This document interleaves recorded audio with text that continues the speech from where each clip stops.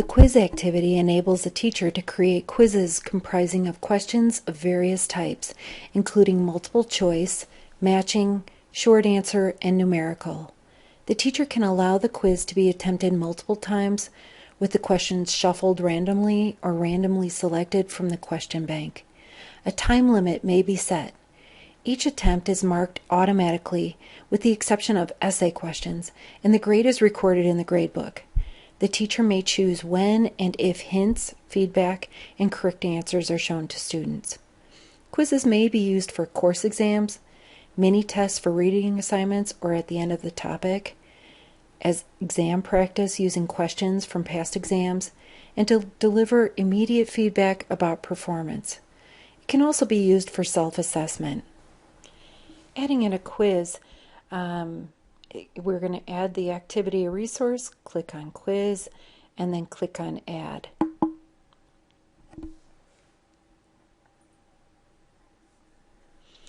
You want to give your quiz a name. I'm just going to put in quiz 1, and then a description if you want to. You don't necessarily have to have that. That's not required.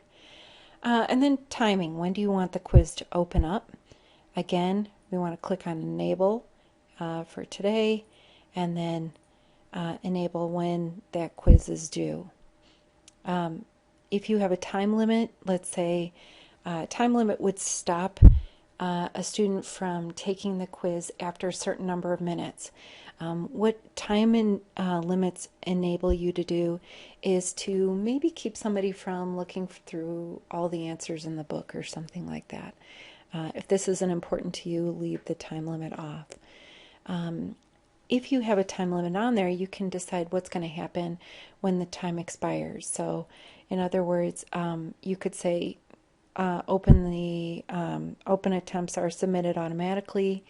There's a grace period, but then it has to be done, or the attempts must be submitted before the time expires, or they're not counted.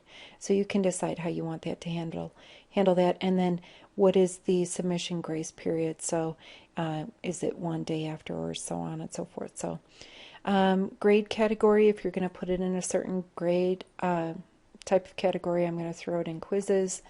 Attempts allowed, if you want to do unlimited, 1 time, 2 times.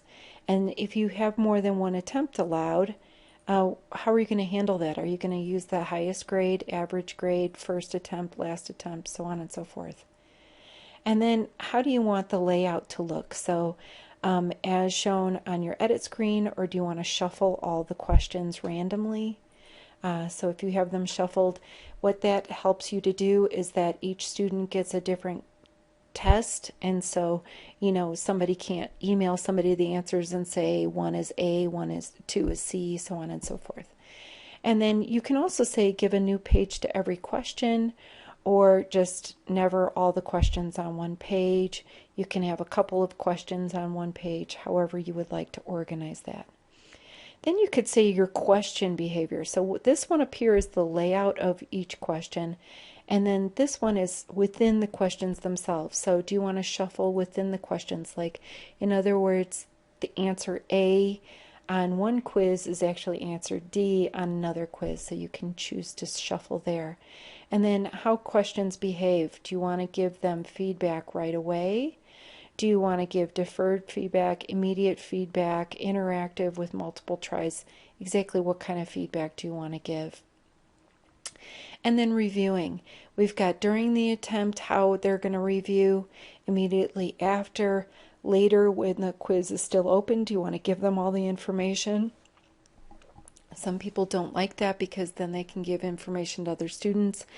After the quiz is closed is usually where you try to give some feedback. So you could decide all of those things. And then do you want any decimal places in the grades? If you want to give some overall feedback, if somebody has 100%, you could say, hey, wow, that's fantastic.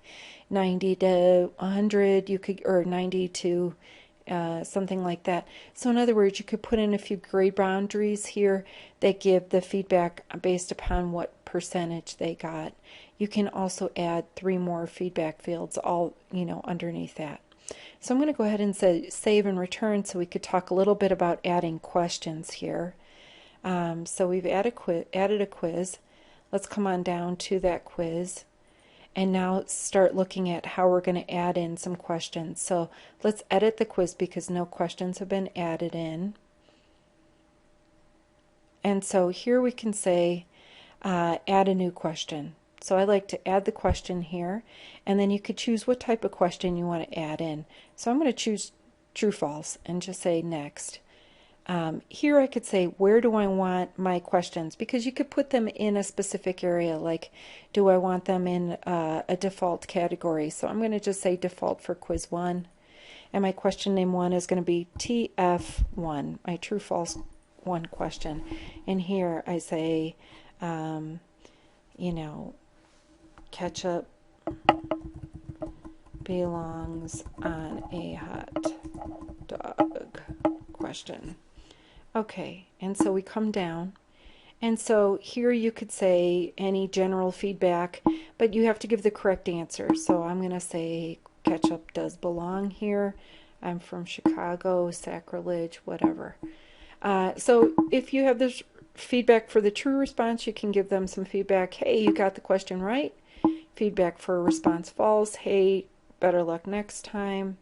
And then you could say the penalty for each incorrect try is 1 point. And so we go ahead and say save changes, and now we have 1 question finished.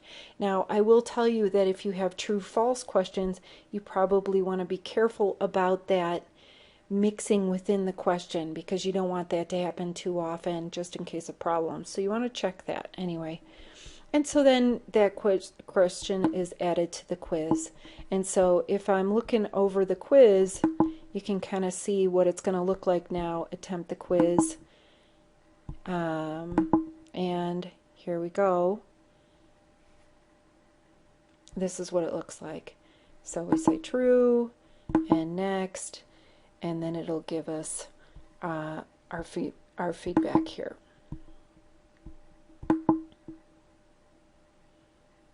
All right, here it goes. I got 1 out of 1, 100%. Look at me.